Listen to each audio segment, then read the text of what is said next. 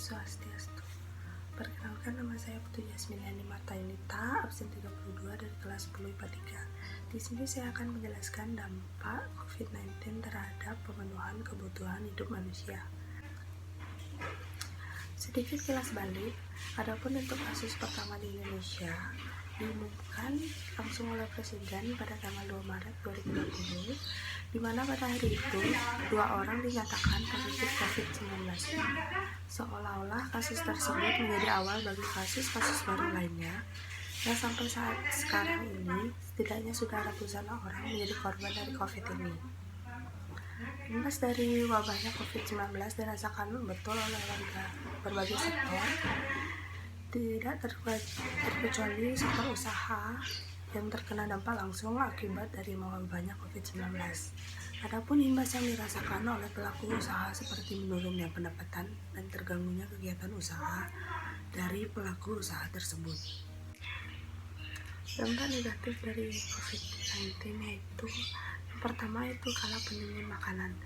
Di situ bisa dijelaskan menimbun makanan dalam maksud semua orang membeli makanan dengan jumlah banyak agar bisa menyetoknya di rumah.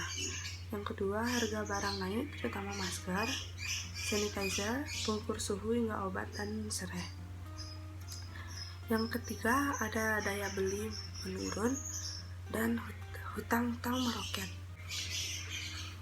Yang keempat, ada tingkat pengembalian investasi rendah. Yang kelima, ada omset bisnis banyak menurun dan pendapatan menurun.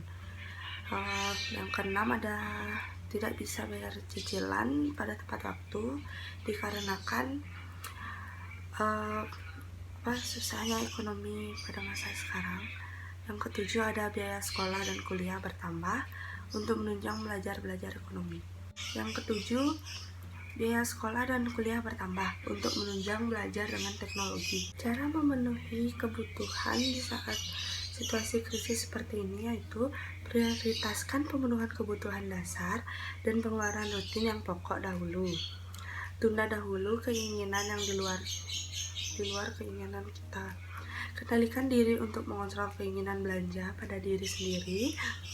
Situasi krisis justru harus menjadi pemicu untuk tetap mengembangkan kemampuan diri dalam melihat dan mencari peluang walau sekecil apapun. Jika berhasil bertahan saat situasi kritis, biasanya Anda semakin cerdas dan bijaksana dalam menghargai uang dan aset yang dimiliki.